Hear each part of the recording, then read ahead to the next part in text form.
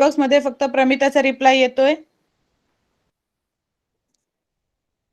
Okay, very good, perfect. So last लेक्चरला आपण आपला 7th चॅप्टर संपला होता, त्याचा एक्सरसाइजही आपण सॉल्व्ह केलेला होता. So now we will be starting with the next chapter, that is 8th chapter, public facilities and my school. So आता first, which public facilities are available inside and outside your home. या प्रश्नामध्ये पहिला प्रश्न हा यायला पाहिजे की public facilities म्हणजे काय. ओके, तर आता काय असतात public facilities? Can you write some in chatbox? Chatbox मध्ये काही लिहू शकाल? पब्लिक फॅसिलिटीज म्हणजे कुठल्या? ज्या सगळ्यांसाठी अवेलेबल असतात. ओके, जनरल पब्लिक साठी ज्या काही फॅसिलिटीज अवेलेबल आहेत त्या. फॉर एक्झाम्पल, आपण मुंबईमध्ये राहतोय, कुठेही राहत असू, लोकल सर्व्हिस, ट्रेन सर्व्हिस, बसची सर्व्हिस, राईट, ह्या सगळ्या फॅसिलिटीजला पब्लिक फॅसिलिटीज म्हणतात, की ज्या सगळ्या ओव्हरऑल त्या ठिकाणी राहणाऱ्या जनतेसाठीच्या असतात. Yes, traffic rules is not a facility, it's a compulsion on you. Okay, rule म्हणजे काय की तुम्ही काहीतरी फॉलो केलं पाहिजे आणि सगळं व्यवस्थित कारभार, ज्या फॅसिलिटी प्रोव्हाइड केलेल्या आहेत. Okay, fourth question is not complete. Okay, we will first complete that question. Thank you for reminding. Yes, very good Pramita, thank you for reminding me it. What will okay, correct. आपला रूल्सच्या chapter मधला 4th question बाकी होता, आपण आधी तो संपवून घेऊया आणि मग 8th चॅप्टरला स्टार्ट करूया immediately. Okay, so 4th question मध्ये आहे, what will you do in the following situations. बरोबर, आपलं हे डिस्कस करायचं राहिलं वेळ संपल्यामुळे, की दिलेल्या सिच्युएशन मध्ये आपण काय करू, आपली रिॲक्शन काय असेल. आपण तेव्हा बघत होतो की ह्या केसमध्ये, या सिनारिओज मध्ये प्रत्येकाच्या रिॲक्शन ह्या वेगळ्या राहणार आहेत. करेक्ट. सो त्या पहिला क्वेश्चन आहे, the class leader wishes to maintain quiet in the classroom. म्हणजे काय की क्लास लीडर जो असतो, मॉनिटर, असे तुम्ही आहात आणि तुम्हाला वर्गामध्ये शांतता ठेवायची आहे, तर तुम्ही काय कराल की जेणेकरून वर्गामध्ये शांतता राहील. Okay, so please give answer to this question. Try to give answer to this question, की काय करता येईल तुम्हाला. जर तुम्हाला उत्तर येत आहे आणि तुम्हाला असं वाटतंय की माईक ऑन करून उत्तर व्यवस्थित सांगता येईल, तर तसं चॅटबॉक्स मध्ये लिहा, I want to switch on my mic किंवा असं काहीतरी. ओके, हर्षद, पनिशमेंट, जे दंगा करतील त्यांना काहीतरी पनिशमेंट देता येईल. करेक्ट. अजून दुसरा काही उपाय? जी मुलं दंगा करतील किंवा बोलतील त्यांना काहीतरी स्ट्रिक्ट पनिशमेंट ठेवली की ते व्यवस्थित राहतील. बरोबर आहे. Mind the class and who not quiet then punish it. Correct. एकदा क्लासला वॉर्निंग देऊन सांगायचं की आता शांत बसा, आणि जर नाही कोणी शांत बसलं तर पनिशमेंट करायची. करेक्ट. अजून कोणाचं काही मत? Other than punishment, is the punishment only option? दुसऱ्या एखाद्या वेनी विचार करून बघा की काही शांतता राखून काही प्रोडक्टिव्ह करता येईल का, म्हणजे चांगलं करता येऊ शकतं का दुसरं. शांतता राखताना काय करणार आपण, की तुमचं तुम्ही काहीतरी काम करा आणि शांत राहा. एक तासभर जर सांगितलं की काहीही न बोलता वर्गात बसून राहा, तर असं शक्य होत नाही कधी. शेजारच्याशी काहीतरी माणूस बोलतोच, आणि 10 जण एकमेकांशी बोलायला लागली की आवाज हा होतो. तर असं न करता क्लासला असं काही सांगता येईल का, कशात गुंतवून ठेवता येईल का, की जेणेकरून ते शांतच राहतील.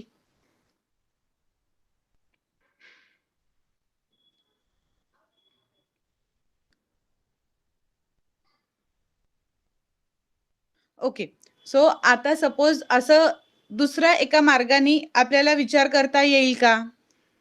Yes, correct. Is this your answer? Say slowly, की जर बोलायचं असेल तर हळू बोला, असे अर्थी म्हणतेस प्रमिता तू? Okay, then you should write it in English as talk softly.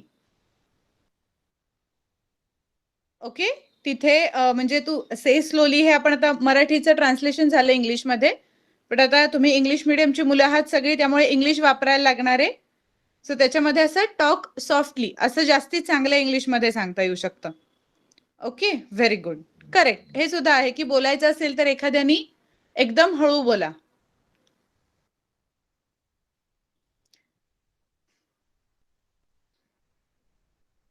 Correct. Not to talk loudly, जोरात बोलू नका.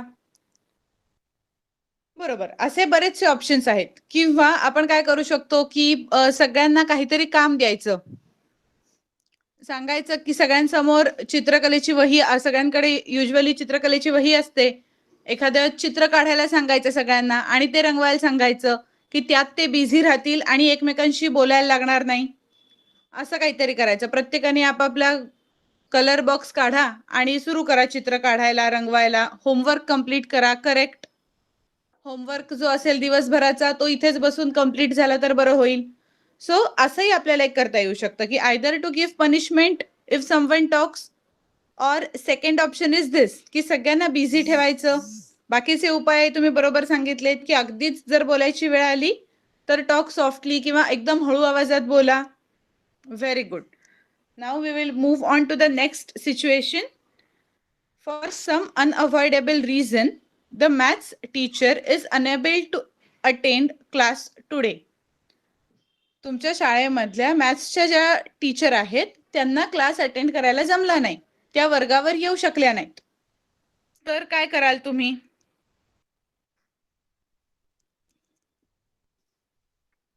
मॅथ्सच्या टीचरला वर्गावर यायला जमलं नाही त्या दिवशी काही कारणामुळे आणि तुम्हाला तो तास ऑफ मिळालाय, तर काय कराल? Correct. Very good Pramita. Hard sums जे असतील, अवघड सम्स एकमेकांना समजावून सांगण्याचा प्रयत्न करायचा, एकत्र येऊन सोडवण्याचा प्रयत्न. करेक्ट.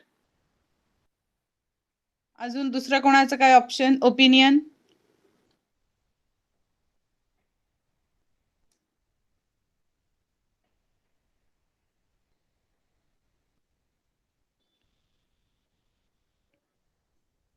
आतापर्यंत जे शिकवून झालेलं आहे त्याची एक क्विक रिव्हिजन तुम्ही आपली आपण करू शकता. एक ग्रुप फॉर्म करून सगळ्या मित्रमैत्रिणींबरोबर बसून ती रिव्हिजन करू शकता. Correct. Very good Harshad. Tables learn करू शकता त्या वेळात. फॉर्म्युले असतात मॅथ्समध्ये भरपूर सारे, ते फॉर्म्युले लर्न करायचा प्रयत्न करू शकता. Okay, sorry Harshad, I read it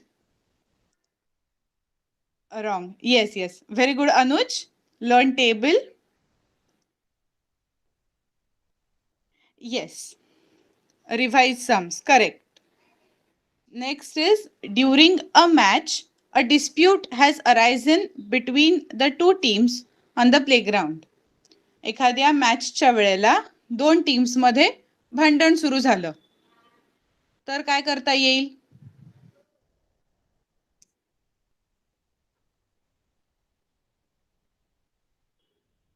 दोन टीम्स मध्ये मॅचच्या वेळेला भांडण झालंय, तर काय करता येऊ शकतं?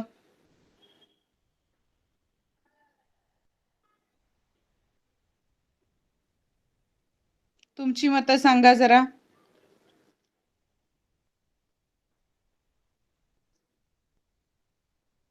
आपल्यावर अशी वेळ अनेक. Yes, we have to solve, but how?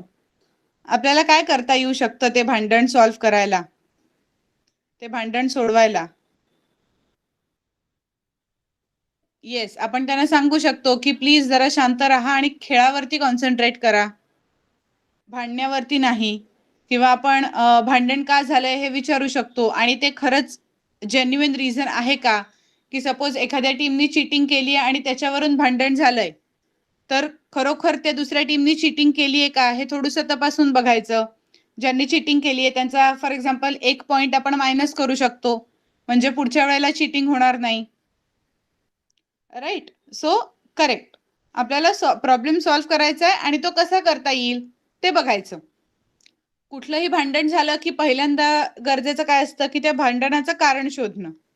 दोन्ही टीम्सची चूक आहे असं थोडंसं लक्षात आलं, दोन्ही टीम्सचे पॉइंट्स कमी केले, राईट. याच्यामुळे काय होईल, एक तर तेव्हाचं भांडण थांबेलच आणि शिवाय पुढच्या वेळेला भांडण होणार सुद्धा नाही. ओके.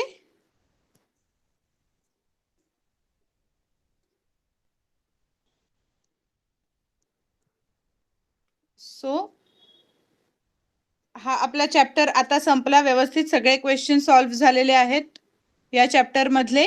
त्यातल्या ज्या ऍक्टिव्हिटीज आहेत ते थोडंसं लेटर रायटिंग वगैरे आहे, ते आपण नंतर घेऊया की लेटर कसं लिहायचं. हे ओव्हरऑल तुम्हाला कळलं, फॉर्मल लेटर, इनफॉर्मल, हे आपलं थोडं इंग्लिशच्या लेक्चरमध्ये झालं की मग लेटर लिहायला सांगेन मी तुम्हाला ह्या विषयातलं पण.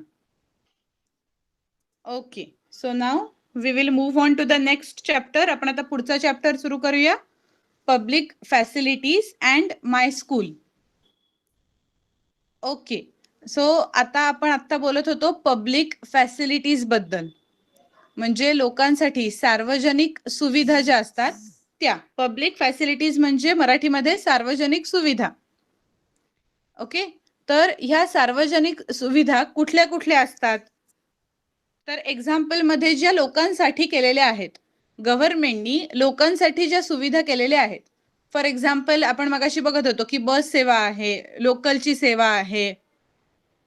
ओके, या सगळ्या पब्लिक फॅसिलिटीज आहेत. सो आता can you tell which public facilities are available inside and outside your home.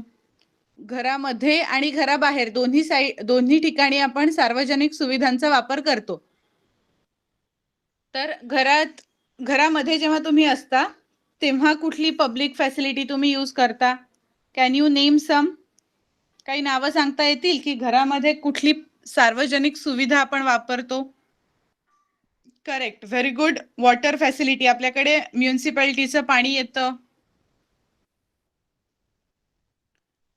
Electricity, Maharashtra स्टेटच्या इलेक्ट्रिसिटी बोर्ड कडून आपल्याला इलेक्ट्रिसिटी येते, राईट. सो घरात येणारं पाणी, वीज, ह्या सगळ्या गोष्टी ह्या पब्लिक फॅसिलिटी मध्ये आहेत. आणि आपण घराच्या बाहेरच्या आता बघितल्याच, पब्लिक ट्रान्सपोर्ट जे आपण वापरतो, that is something which is outside our house. Health services, very good. Then which of the facilities do you use? We use all this facilities. आपण कधी ना कधी ह्या सार्वजनिक सुविधांपैकी प्रत्येक गोष्ट ऍटलिस्ट एकदा तरी वापरतोच. पाणी आणि वीज तर आपण कायम वापरतो घरी, घराच्या बाहेरही पडलो तरी आपण बसनी कुठेतरी जातो. हेल्थ सर्व्हिस म्हणजे आपण कुठेतरी डॉक्टरकडे जातो, right. So now we all use public services and facilities. Water supply, electricity supply, health services, education and transport are some important public services. So इथे या सगळ्या पब्लिक सर्व्हिसेसची लिस्ट आली. Water supply, electricity supply are inside our house, and health services, education and transport can be considered outside the house public services. बरोबर. So पाणी, वीज, त्याच्यानंतर आपल्या आरोग्याच्या दृष्टीने ज्या सर्व्हिसेस असतात, फॉर एक्झाम्पल आता लहान मुलांसाठी पोलिओचे डोस असतात जे फ्री ऑफ कॉस्ट आहेत, बरोबर. तर ते हेल्थ सर्व्हिस मध्ये आलं, ते सार्वजनिक सुविधा झाली, सगळ्यांसाठी ते आहे. एज्युकेशन, प्रत्येकाला बेसिक एज्युकेशन हे बऱ्याचशा ठिकाणी फ्री असतं, मुलींसाठी फ्री असतं काही ठिकाणी. ट्रान्सपोर्ट जितक्या शक्य होईल तितक्या कमी पैशांमध्ये आपल्याला अवेलेबल करून दिला जातो, राईट. तुम्ही स्वतःची गाडी घेऊन रोज ऑफिसला जायचं ठरवलं आणि बसनी जायचं ठरवलं, तर असं लक्षात येतं की बसनी जाणाऱ्यांना थोडा कमी पैसे लागतात. का? तर ते पब्लिक ट्रान्सपोर्ट आहे, ती सार्वजनिक सुविधा आहे, त्यामुळे तिथे पैसे सरकारकडून थोडंसं तिथे योगदान मिळतं. म्हणून आपल्याला थोड्या कमी पैशात जिथे आपलं नोकरीचं ठिकाण आहे, शाळेचं ठिकाण आहे, तिथे जाता येतं, rather than using your on vehicle and using petrol. These services are meant for everyone. ह्या सुविधा ज्या काही सार्वजनिक सुविधा आहेत किंवा पब्लिक सर्व्हिसेस आहेत, या सगळ्यांसाठी बनलेल्या आहेत, प्रत्येक व्यक्तीसाठी त्या आहेत. असं स्पेसिफिकली फक्त ह्याच लोकांना ही पब्लिक सर्व्हिस वापरता येईल असं कधी नसतं, बरोबर. तुम्ही पोलिओ डोसच्या ऍडव्हर्टाइजमेंट मध्ये बघितलं असेल की polio dose is for everyone. ती व्यक्ती कुठल्याही धर्माची असू दे, जातीची असू दे, कुठेही राहणारी असू दे, काही बंधन नसतं त्याच्यावर. त्यामुळे ह्या फॅसिलिटीज या सगळ्यांसाठी अवेलेबल असतात. कोणीही ज्या पब्लिक सर्व्हिसेस अवेलेबल आहेत त्यांचा यूज करू शकतो. the services, the organizations that provide them, and we ourselves are all part of a system. ह्या पूर्ण सिस्टीमचा जे ती प्रोव्हाइड करतात ते आणि जे ती वापरतात ते या सगळ्यांची मिळून ही पब्लिक सर्व्हिस बनणार. बरोबर, वापरणारा ही तेवढाच रिस्पॉन्सिबल आहे की ती सर्व्हिस व्यवस्थित चालू ठेवायला. फॉर एक्झाम्पल, इलेक्ट्रिसिटी बोर्डचं काम आहे की इलेक्ट्रिसिटी ते कुठेतरी जनरेट होतीये आणि ती ट्रान्सपोर्ट होऊन तुमच्या घरापर्यंत येते. बरोबर, आता आपलं काम काय आहे, जिथे लागत नाही तिथे वीज वाचवणं. बरोबर, सगळेजण घरातले हॉलमध्ये बसून टीव्ही बघतायत आणि बेडरूम मधला पंखा आणि लाईट चालू आहेत, तर हे बरोबर नाही. राईट, आपण वेस्टेज करतोय कुठल्या ना कुठल्या वेनी. त्याचं पब्लिक सर्व्हिस आहे, आपल्याला चांगल्या किमतीत अवेलेबल होतीये, रिझनेबल रेट्स मध्ये अवेलेबल होतीये, म्हणून हवी तशी वापरून नाही टाकायची. ती आपल्यालाच पुढच्या काही दिवसांसाठी त्याचा उपयोग होणार आहे, हे लक्षात ठेवायचं. त्यानंतर आपण बसने प्रवास करतोय, तर बसमध्ये काहीतरी खरवडून ठेवलं कुठेतरी, किंवा कचरा केला तो फेकून दिला, काहीतरी खाल्लं ते बसमध्येच फेकलं किंवा रस्त्यावर फेकलं for that matter, it is also wrong. आपल्यासाठी केलेली सर्व्हिस आहे बस ही, ती स्वच्छ ठेवणं जसं पालिकेच्या लोकांचं काम आहे की त्यांनी येऊन कधीतरी स्वच्छता केली पाहिजे, तसं आपलंही काम आहे की आपण त्याला घाण न करणं. जितकी घाण आपण कमी करू तितकंच पुढच्या जर्नीला आपल्याला तीच बस स्वच्छ मिळणार. Right, then our school is also a part of that system. आपली शाळा सुद्धा या पब्लिक सर्व्हिसेस सारखाच एक पार्ट आहे अशा सिस्टीमचा. म्हणजे कसं की शाळेमध्ये आपल्याला जसं शिकवतात तसं आपलं सुद्धा काहीतरी योगदान शाळेसाठी आहे. की शाळेमध्ये फार दंगामस्ती न करणं, शाळेतले कुठल्याही वस्तूला इजा न पोहोचवणं, म्हणजे काहीतरी टेबल तोडलंय, खुर्च्या तोडल्या, ब्लॅकबोर्डवर काहीतरी लिहून ठेवलं, ब्लॅकबोर्डची तोडफोड केली, असं काही न करणं ही आपली ही एक रिस्पॉन्सिबिलिटी आहे. राईट, सो आणि अशा ज्या काही पब्लिक सर्व्हिसेस तुम्हाला शाळेमध्ये मिळतात किंवा सार्वजनिक सगळ्यांना वापरता येतील अशा सुविधा काय काय मिळतात, तर त्याची लिस्ट आपल्या समोर एक आहे. त्याच्यापैकी तुमच्या शाळेत काय काय आहे ते आपण बघूया. Okay, put a tick mark in front of all the services available at your school. तुमच्या शाळेमध्ये ह्याच्यापैकी काय काय आहे ते आपल्याला बघायचं आहे आता. ओके, सो युजली मला असं वाटतंय की आता सगळ्यांच्या कोणाच्या जर नसेल तर त्यांनी फक्त this facility is not available at my school असं करा. ओके, मी एक एक फॅसिलिटीज. महानगरपालिका, municipal corporation, I used Marathi word. Okay, Diksha, you are saying that screen is not visible. Is it not visible for everyone?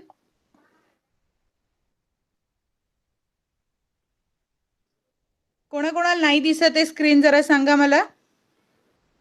प्रमिताला दिसतोय. आदेश, is the screen visible? Swaraj, okay. अनुजला पण दिसतोय, हर्षदला पण. मग दीक्षा, तुझ्या इथे रेंजचा इश्यू असेल, जरा एकदा चेक कर फक्त, कारण बाकी सगळ्यांना दिसतोय, फक्त तुलाच दिसत नाहीये.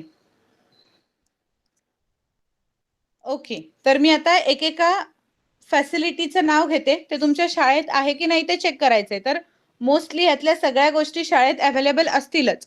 सो जर कुठली कोणाच्या शाळेत नसेल तर तेवढ्या फॅसिलिटीचं नाव लिहून फक्त पुढे नो असं लिहून ठेवा. Okay, so first is sufficient classrooms.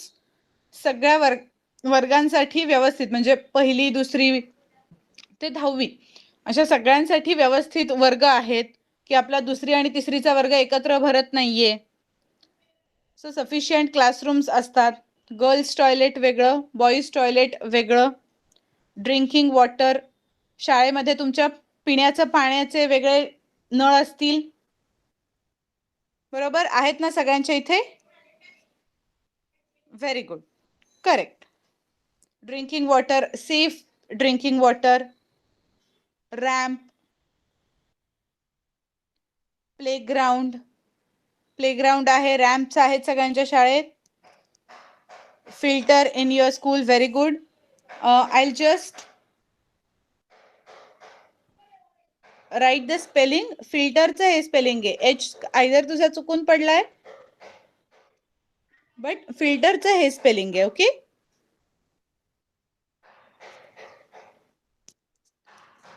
Mid day meal scheme ही तुमच्या शाळेत आहे का?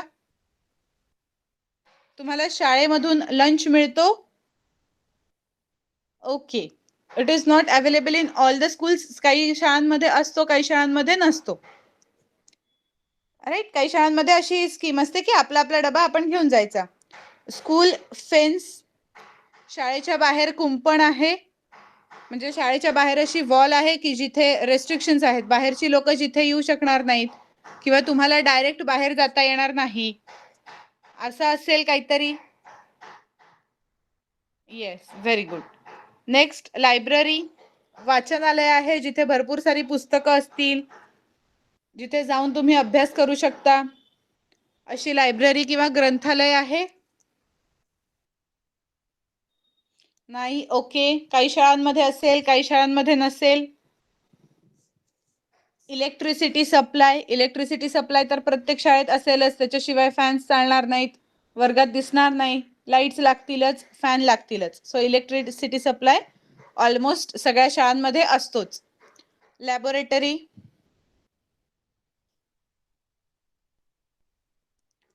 लॅबोरेटरी म्हणजे काय? जिथे एक्सपेरिमेंट्स करतात. लॅबोरेटरी, प्रयोगशाळा.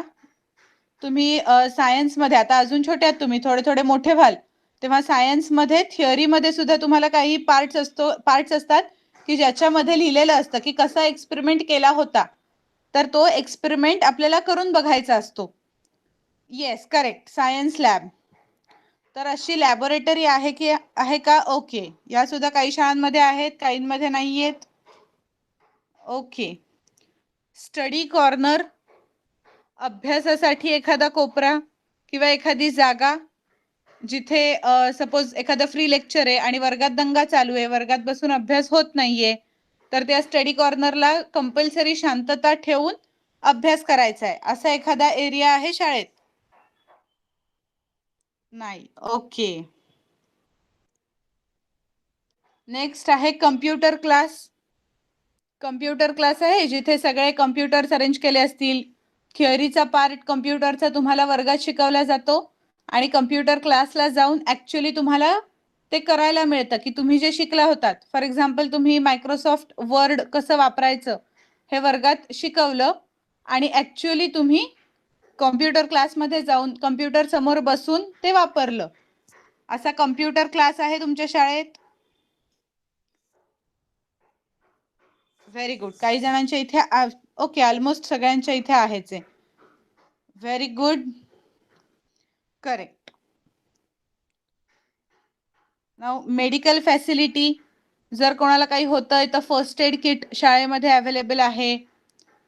एखादी व्यक्ती अशी शाळेमध्ये आहे की जी इमिजिएटली चेकअप करू शकेल किंवा जवळ कुठल्या डॉक्टर्सचा दवाखाना आहे जो अप्रोचेबल आहे इमिजिएटली.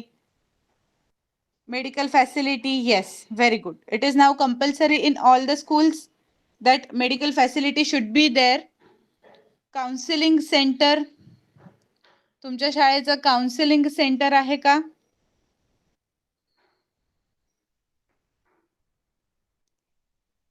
नाही. ओके.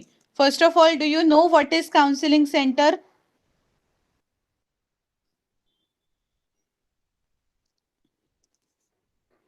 काउन्सिलिंग सेंटर म्हणजे असं एक ठिकाण असतं जिथे तुम्हाला सांगितलं जातं की तुमचा इंटरेस्ट तपासला जातो. तुम्हाला उद्या काहीतरी चांगलं करिअर करायचंय, बरोबर? तर तुम्ही कुठल्या विषयामध्ये रस घेऊ शकाल, कुठला विषय तुम्हाला चांगला जमतो, ते बघितलं जातं. किंवा एखादा मुलगा, एखादा स्टुडंट खूप दंगामस्ती करतोय, तर त्याचं कारण काय आहे, की हा असा दंगामस्ती का केली जातीये, हे बघितलं जातं. किंवा अभ्यासावर कसा फोकस करायचा तुम्ही, हे पर्सनली सांगितलं जातं. प्रत्येकाचं अभ्यास करण्याची स्टाईल वेगळी असते, बरोबर? एखादी गोष्ट समजून घेण्याची स्टाईल वेगळी असते, तर ती कशी डेव्हलप करता येईल, की पटापट तुम्हाला गोष्टी कशा समजावून घेता येतील, कसं कॉन्सन्ट्रेट करता येईल, कुठला विषय तुम्हाला आवडतो, त्या विषयात तुम्हाला कुठलं करिअर करता येईल आणि ओव्हरऑलच तुमचं शैक्षणिक प्रगती कशी होईल आणि माणूस म्हणून तुमची प्रगती कशी होईल हे ज्या ठिकाणी समजावलं जातं ते काउन्सिलिंग सेंटर असतं. ओके, त्याच्यासाठी स्पेशल काउन्सिलर असतात.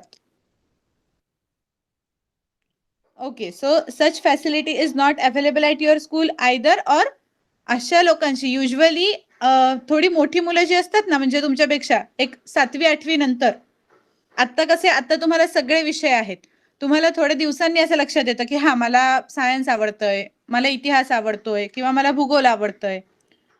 तर हे थोडे थोडे दिवसांनी कळायला लागतं आणि मग त्याच्यानंतर दिशादर्शक म्हणून काउन्सिलर्स काम करतात आणि अशा रीतीने ते काउन्सिलिंग सेंटर चालू असतं. Okay, next insurance scheme. आता इन्शुरन्स स्कीम आपल्या इथल्या शाळांमध्ये कमी असते. इन्शुरन्स स्कीम आहे तुमच्या कोणाच्या शाळेमध्ये? नाही, आपल्या इथे ती मोस्टली कमी असते.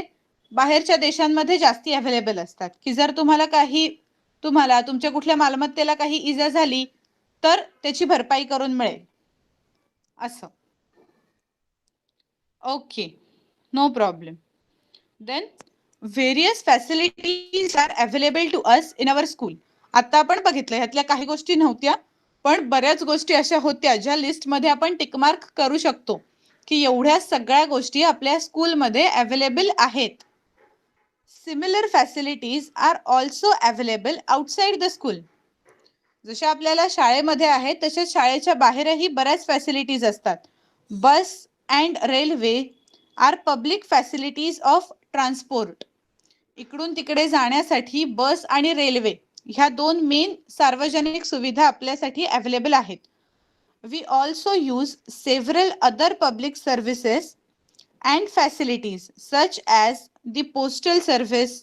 आपण पत्र पाठवतो एकमेकांना किंवा आता अशी पत्र पाठवणं खूप कमी झालेलं असलं तरी बऱ्याच ठिकाणी ॲप्लिकेशन्स असतात जी भारतात, समज मी इथे महाराष्ट्रामध्ये आहे आणि मला थोड्याशा उच्च शिक्षणासाठी दिल्लीला जायचंय, तर ईमेल तर एक वे आहेच आता कम्युनिकेशनचा. ईमेलच्या बरोबर काही वेळेला आपली डॉक्युमेंट्स पत्राने तिथे जातात.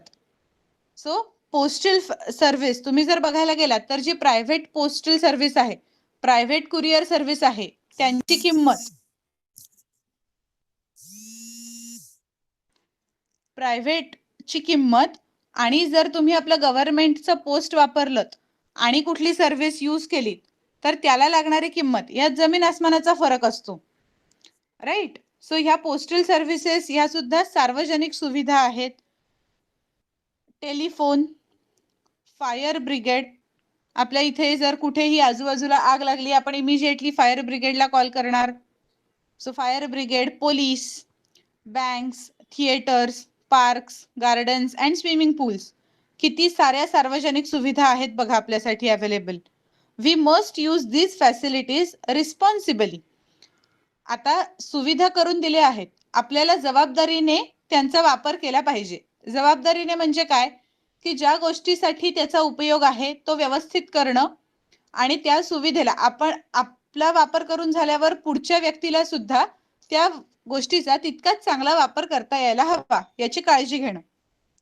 फॉर एक्झाम्पल, आपण गार्डन मध्ये गेलो, खेळलो, भरपूर खाल्लं प्यायलं, त्याचे पॅकेट्स तिथेच टाकून पुढे गेलो, तर जेव्हा दुसरी व्यक्ती तिथे येईल, जेव्हा आपण पहिल्यांदा आलो तेव्हा गार्डन एकदम क्लीन होतं. पुढच्या येणाऱ्या व्यक्तीला ते क्लीन मिळेल का? नाही, त्याला आपण केलेली घाण तिथे दिसेल. बरोबर. सो आपल्याला जसा चांगला अनुभव तिथे आला तसा बाकीच्यांनाही घेता येईल याची काळजी घेणं. सो कुठलीही सार्वजनिक सुविधा वापरताना आपल्याला एक भान ठेवणं गरजेचं असतं की आपण त्याचा तितक्या जबाबदारीने वापर करतोय. सुजाण नागरिकासारखा आपण आता शिक्षण घेतोय. शिक्षणाचा उपयोग हा फक्त पैसा कमावण्यासाठी नसून तो पूर्ण समाजाच्या हितासाठी कसा करता येईल याचाही विचार करणं गरजेचं आहे. राईट, आपण आता शिकतोय की जर पब्लिक फॅसिलिटीज व्यवस्थित नाही वापरल्या गेल्या तर त्याची हानी होईल, हे आपण शिकलो. तर आता पुढच्या वेळेला जेव्हा आपण जाऊ तेव्हा आपल्यात काही बदल होतोय का तो बघायचा. So next is the school is our world outside our house. बरोबर, आपण घरातून बाहेर गेलो की आपल्यासाठी जग काय असतं? आपली शाळा, आपले शिक्षक, मित्रमैत्रिणी शाळेतले. We like our school just as we like our home. बरोबर आहे सगळ्यांचा हा अनुभव? जसं आपल्याला घरात छान वाटतं तसंच शाळेतही छान वाटतं. आता शाळा बंद आहेत तर ते जाणवतंय. बरोबर की आपण आपल्या मित्रमैत्रिणींबरोबर, शिक्षकांबरोबर ऍक्च्युअल समोरासमोर वेळ नाही घालवू शकत आहे. Yes, everyone misses their school. Correct. बरोबर, सगळ्यांना शाळेची आठवण येते आता, की आपण तिथे मजाही करू शकतो. एकमेकांबरोबर अभ्यास करताना वेगळी मजा असते. भलेही मग मस्ती थोडी जास्त झाली म्हणून शिक्षकांचा ओरडा खायला लागला, तरी सुद्धा आपल्याला शाळा हे आपल्या दुसऱ्या घरासारखं असतं. घरी सुद्धा आपल्याला जशी आई ओरडते तसे तिथे शिक्षक ओरडतात.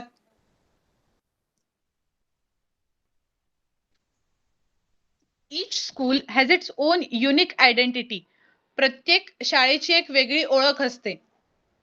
बरोबर, प्रत्येकाला आपली स्वतःची स्कूल, आपली स्वतःची शाळा ही सगळ्यात मस्त आहे असं वाटतं. बरोबर, आपल्यासाठी आपलं ते जग असतं आणि प्रत्येक शाळेची एक वेगळी ओळख असते. प्रत्येक शाळा एका वेगळ्या बाबतीत खूप चांगली असते. Find out the unique features of your school and prepare a poster. आता इथे तुमच्यासाठी एक ऍक्टिव्हिटी आहे की तुमच्या शाळेची अशी काय फीचर्स आहेत की जी बाकी शाळांमध्ये खूप कमी बघायला मिळतात आणि तुमची शाळा तुम्हाला ते प्रोव्हाइड करते आणि तुम्हाला ते जास्ती आवडतं. ओके, आता त्यांनी इथे सॅम्पल पोस्टर दिले. पोस्टर कसं करायचंय तुम्हाला? नेम ऑफ द स्कूल, शाळेचं नाव, इयर ऑफ एस्टॅब्लिशमेंट, तुमची शाळा कधी स्थापना झाली शाळेची, फाउंडर, कोणी शाळा स्थापन केली, कोणी शाळा सुरू केली, मोटो म्हणजे शाळेचा उद्देश काय आहे, शाळेचा उद्देश काय आहे तुमच्या, emblem, number of students, girls and boys, किती मुलं आहेत, किती मुली आहेत शाळेत, नंबर ऑफ क्लासरूम्स, किती वर्ग आहेत, युनिफॉर्मचा रंग काय आहे, नोटवर्दी अकम्प्लिशमेंट्स, अवॉर्ड्स रिसिव्ड. हे जास्ती गरजेचं आहे की कुठल्या अचीवमेंट्स शाळेने केलेल्या आहेत आतापर्यंत. मग एखादी तुमचीच क्रिकेट टीम जिंकली होती, तुमचाच एखादा डान्स परफॉर्मन्स खूप चांगला झाला होता आणि ते अचीवमेंट शाळेकडे नोंदवली जाणार, कारण शाळेत तुमचा ग्रुप फॉर्म झाला, शाळेमध्ये तुम्ही तो डान्स किंवा ते क्रिकेट, एखादा क्विज कॉम्पिटिशन जिंकलात, तर अशा काय. करेक्ट. ओके, सो प्रत्येक शाळेचं हे वेगळं असणार. अशा पद्धतीने you have to make a poster for your school. Okay, so for now we have finished 3 paragraphs. आपण ते एकदा वाचून घेऊयात परत एकदा. We will start today with Pramita. Pramita, are you there in the lecture? Very good. I'll call out your names one by one. एक paragraph प्रत्येकाला वाचायला मिळेल. Pramita, please start from we all use. Yes, ma'am. Yes. We all use public services and facilities, water supply, electricity supply, health service, education and transport are some important public services. These services are meant for everyone. The services, the organization that provide them, and we ourselves are all part of a system. Our school is also a part of that system. Okay, very good. You can stop now. You can switch off your mic. Next, Diksha. Diksha, are you there in the lecture? Please switch on your mic. Very good. Yes. Can you see the screen? Oh. Yeah. Can you see the screen? Yes, ma'am. Okay. Please start reading from various facilities. Various facilities are applied to us in our school. But Similar. facilities are also applied outside the school. But Available आहे. Available म्हणजे उपलब्ध.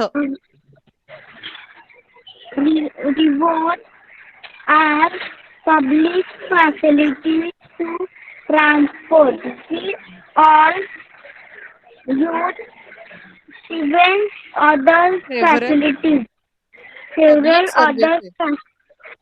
public service and facilities such as a post service, telephone, fire, Fire fire brigade, brigade, police brigade, police bank, police bank, theaters, theaters, parks, garden, grinders, gardens, and swimming pools. We must these use facilities remain re, responsibility responsibly. Very good. responsibility. Okay, very good. You can switch off your mic now. Okay, आता एक छोटूसा paragraph आहे. Swaraj, Yes, yes, switch on your mic and read this. The school is the school is outside or house.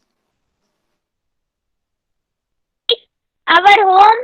Each school has its own unquite Unique.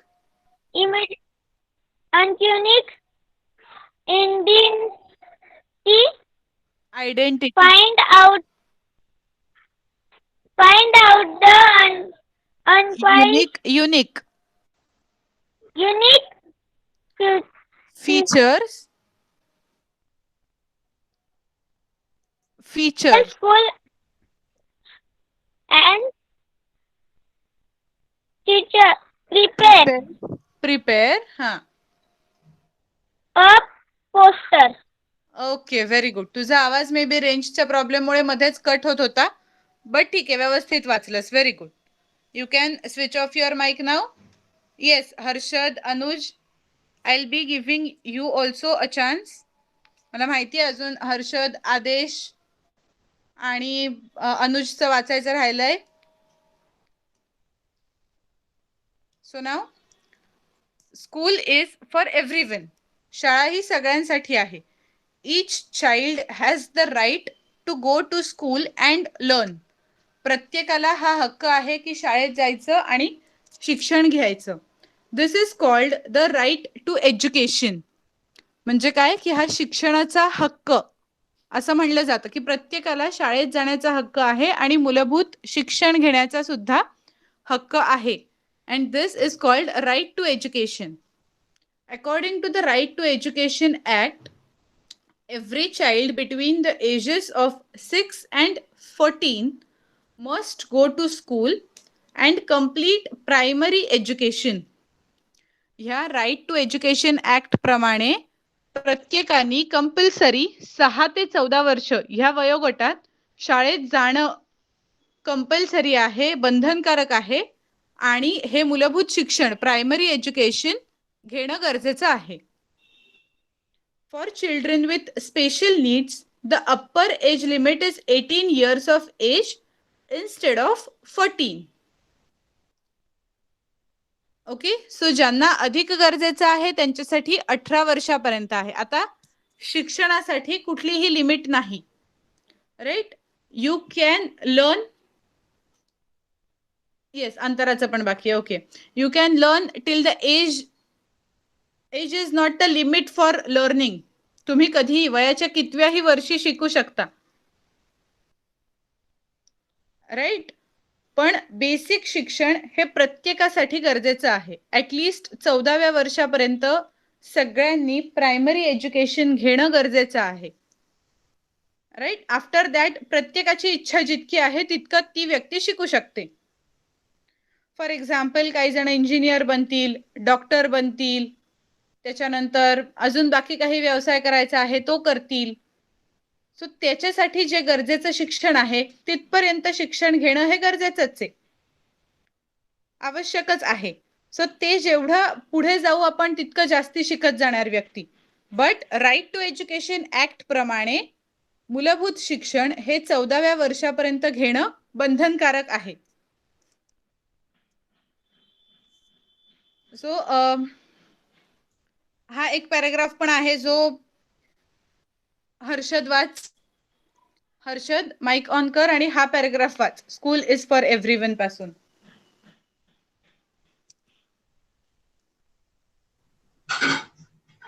Yes.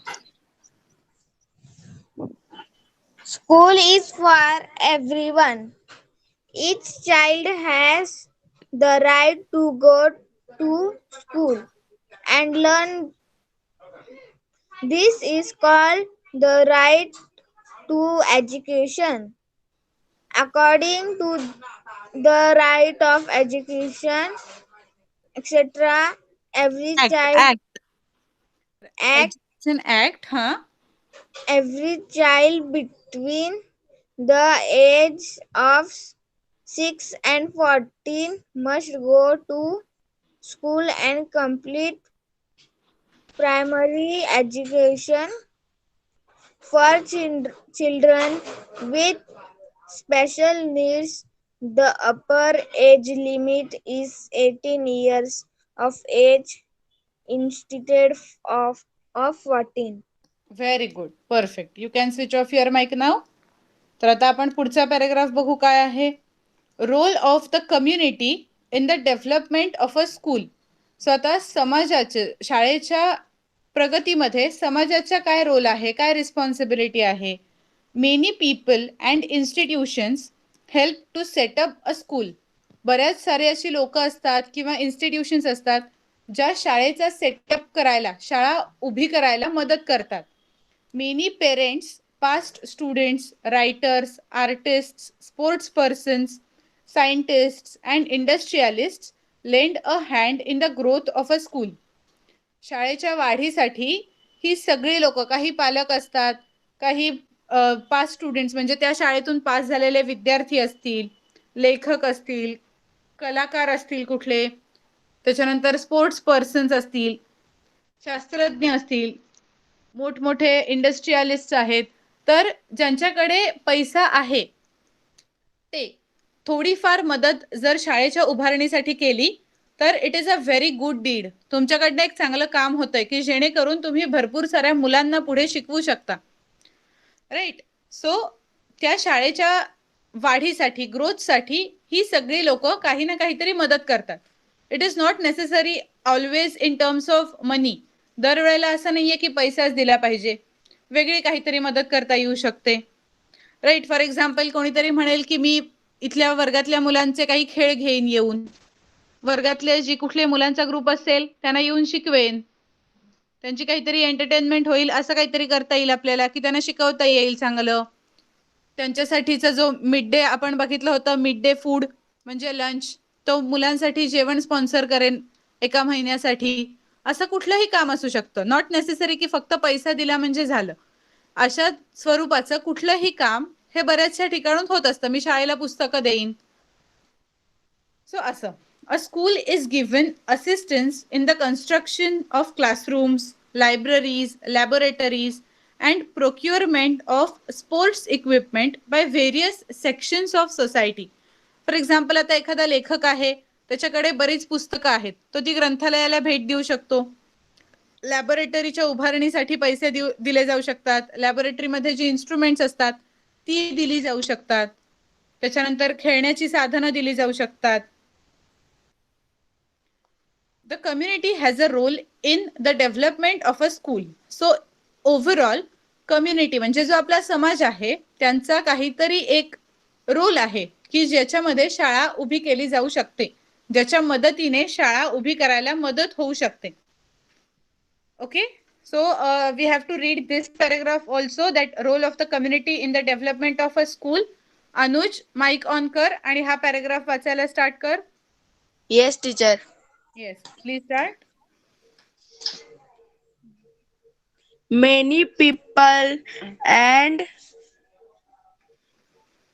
Institutions institution help to set up a school. Many people, many parents, parents, first past student right around. writers, Writer, artist, sport sports persons, person, and scientists, scientist and industrialists, industrialists lend a hand in the growth of school. A school is given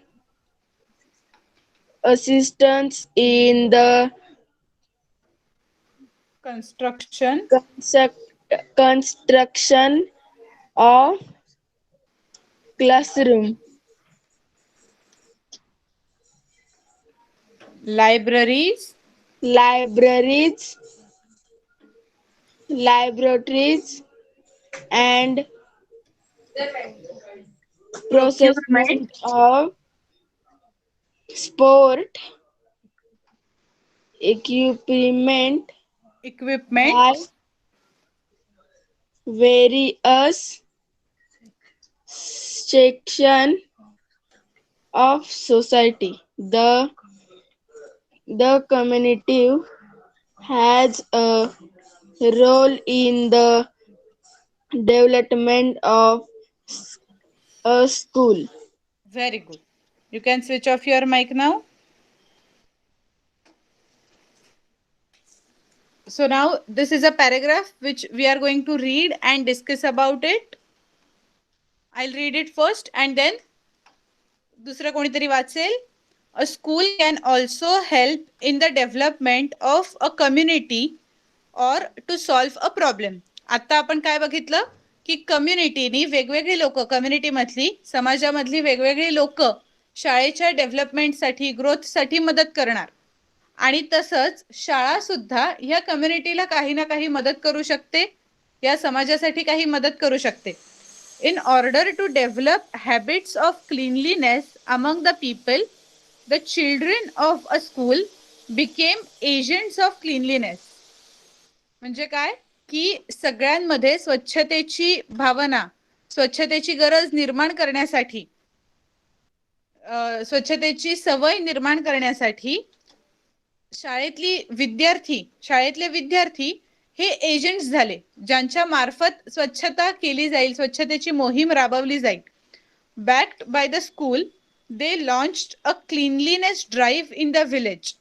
शाळेचा support घेऊन, शाळेचं पाठबळ घेऊन त्यांनी काय केलं, cleanliness drive, स्वच्छतेची मोहीम राबवली त्यांच्या गावामध्ये. They prepared posters asking people not to spit in the streets and to dispose of garbage properly. त्यांनी पोस्टर्स तयार केली, शाळेच्या मदतीने पोस्टर्स तयार केली ज्याच्यावर लोकांना रस्त्यावर थुंकू नका, रस्त्यावर विनाकारण कचरा फेकू नका आणि व्यवस्थित जो काही कचरा आहे तो कचरा पेटीतच टाका, याचं आवाहन केलं. They presented street plays and convinced the residents of the importance of cleanliness. त्यांनी स्ट्रीट प्ले केले, म्हणजे काहीतरी असं एखादं नाटकासारखं छोटूसं रूप की ज्याच्यामधून लोकांना स्वच्छतेचं महत्त्व कळेल.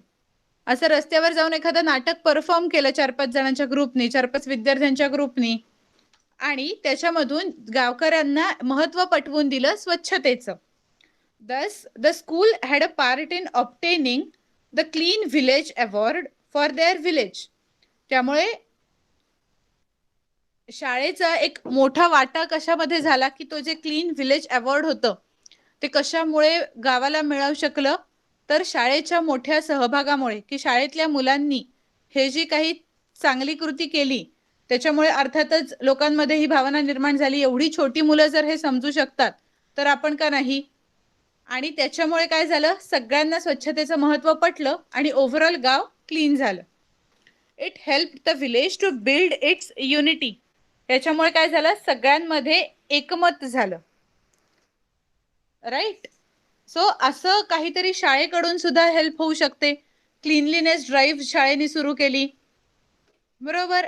ॲज अ स्टुडंट तुम्ही रेकमेंड करू शकता शाळेला की आपल्या गावामध्ये कचरा खूप वाढलाय, लोक अजिबात ऐकत नाहीत, आपण काही करू शकतो का असं.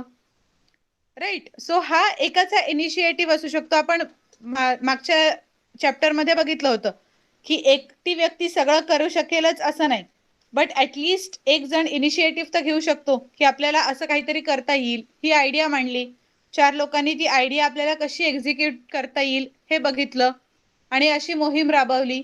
तर त्याच्यामुळे काय होणार, अख्ख्या गावाचा फायदा होणार. आणि कशामुळे झाला, तर शाळेच्या योगदानामुळे. राईट. सो आता हा पॅराग्राफ दोघांमध्ये डिव्हाइड होईल. एवढाच पॅराग्राफ आता आपण वाचूया पटकन. अंतरा आणि आदेश या दोघांचं वाचायचं राहिलंय. सो अंतरा, तुझा माईक ऑन कर आता.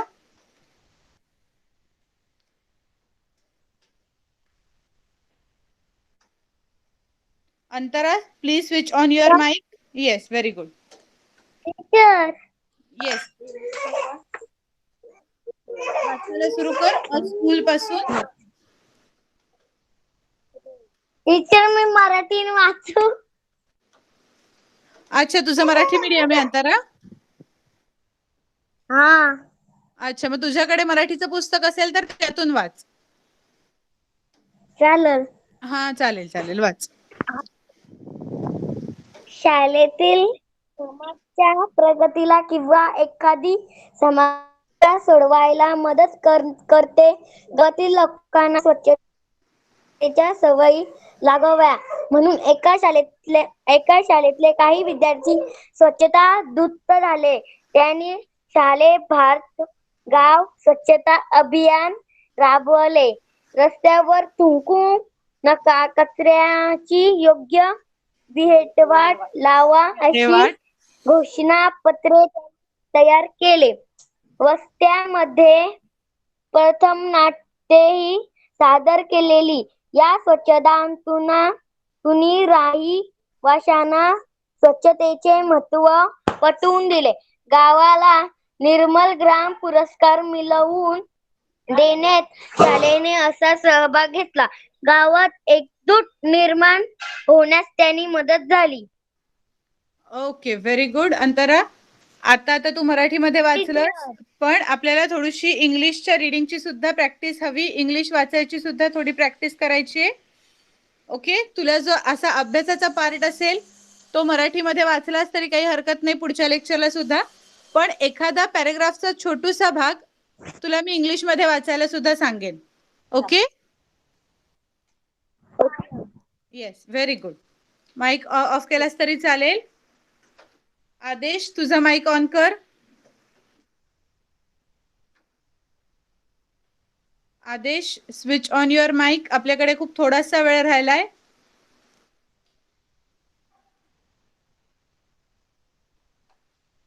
आदेश,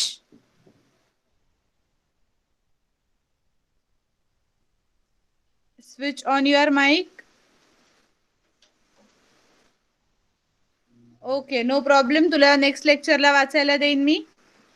ही लेफ्ट. ओके, ठीक आहे. So we will continue with this topic in the next lecture and we will solve the exercise of this chapter in the next lecture. Okay, आपण पुढच्या लेक्चरमध्ये याचा एक्सरसाइजही सॉल्व करूया आणि परत एकदा चॅप्टरचं रिडिंगही करूया.